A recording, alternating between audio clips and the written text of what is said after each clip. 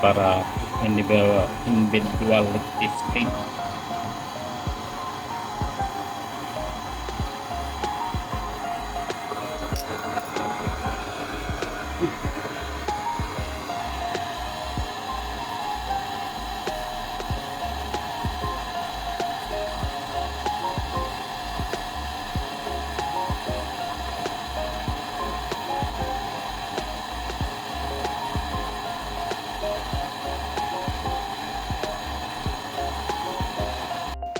Tapos tayo ngayon guys, bali 300 5 yung low side,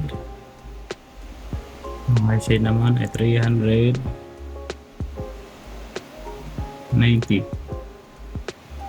guys. Bali ang nangyari dyan guys mga kapre, yun na individual test natin yan at naka-pins off yan dun sa outdoor. Ayan, para malaman natin kung yung bumaba, doon tayo magpo-focus. Dahil lagi nakawala after 6 months, 50 PSI na lang ang natira. At yung latest din natin ang indoor guys. Ito yung indoor. Ayan, ito yung piping nya, kanya clear nut. Binaypas lang natin yan guys, para isang system lang yan.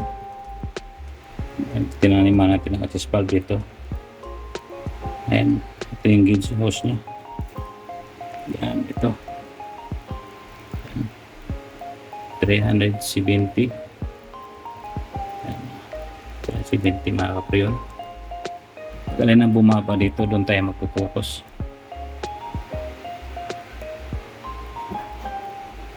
Ngayon umihina lang talaga to. Masarap ito guys, ito yung pagkain na ipatapos yung trabaho, may pagkain na tayo. Kain na tayo guys, merenda yung kasama natin.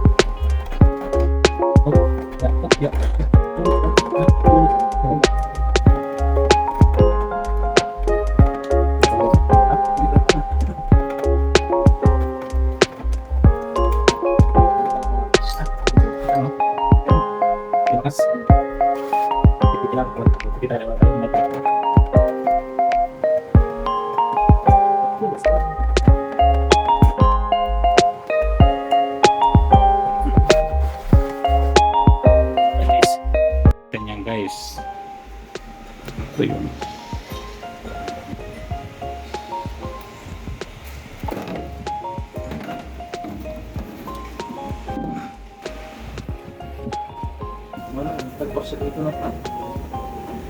Nag-net swimming na siya guys. Ito yung portion na ayan na yung lake. Pero dyan na yung lake oh. Kasi dyan lang.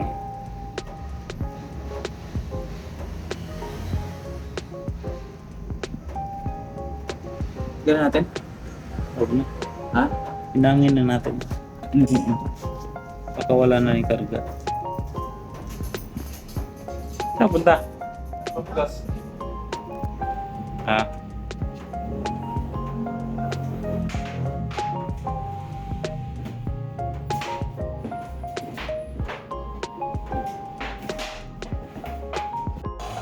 Guys, pinahangin na.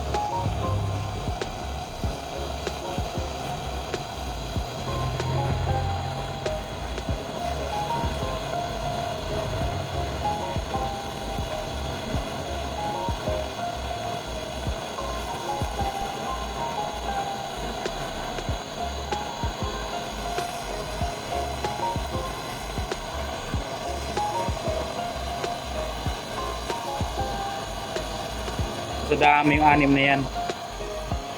Mamaya. Ayun, nipis na lahat yan. Pag nainitan yan, naglirik yun na eh.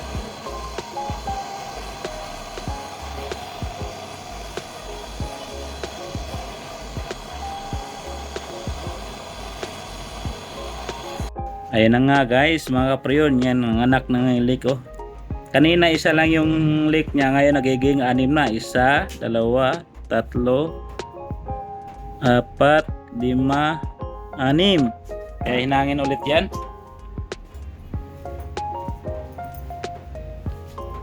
Sa ulo talagang ganito ang evaporator.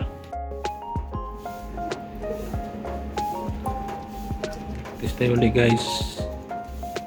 Sana okay ka na. Kagi ano to? Hindi naman oh. Sinabi ko na ba hindi pugap. Yan. Oh? Talaga yan. Isa, dalawa, tatlo. Takpan natin na to. Basahan.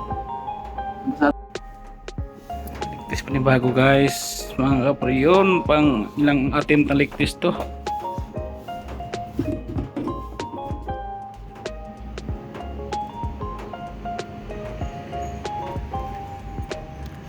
Wala na no. Pang-apat natin tong lake test mga kapriyon. Isa lang lake nagiging 10. Yeah, talagang kailangan mo ng mahabang pasensya pag naghihina ka dito sa evaporator. Dahil manipis ng lake. Yung copper. Dito yung isa lang lake dito kanina mga kapriyon. Dito umabot na dito. Kaya yung hinang natin, hindi natin ma-perfect yan. Yung lubak-lubak, basta walang lake, okay na yan. Kita yung mga kapre, no? Parang umiyak. Dahil mapbas ng gamit natin, hindi talaga ma-perfect natin yung hinang yung pang factory. Shout out sa naghihinang na pang factory dyan, huwag nyo kaming anuhin ha. Dahil yung hinang namin, pang ano lang talaga yan. Pang repair. Basta mo walang lake, okay na yan. Alright?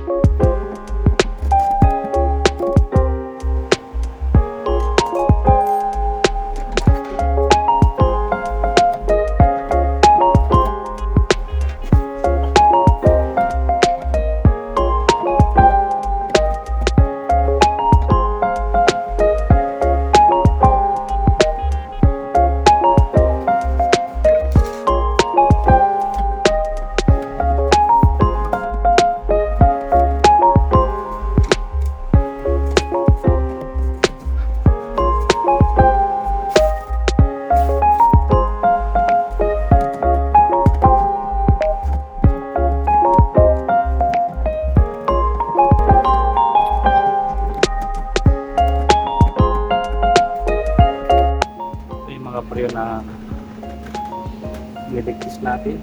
Ayan. Vacuum natin, i-vacuum natin yan. Ayan. Ito yung individual testing natin kanina. Ay, nakita natin yung leak dun sa indoor na coil. Ayun babacuum yan, nakababad na siya ng 150. Then naubos yung nitro namin mga pre-on, gawa nung daming leak sa indoor sa Yubin. Buti na nakisama.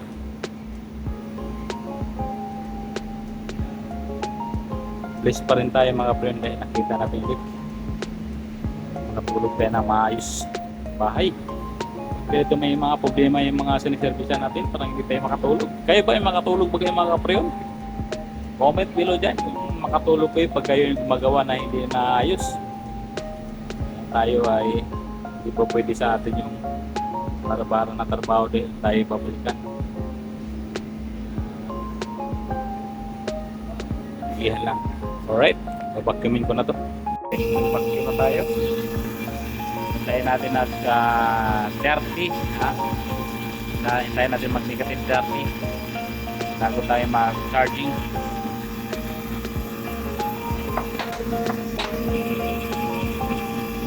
Nag-negative 30 na.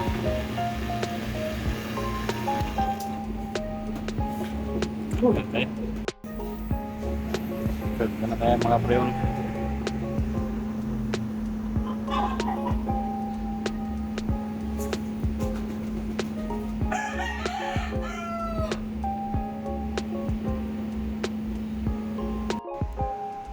Mandar na guys.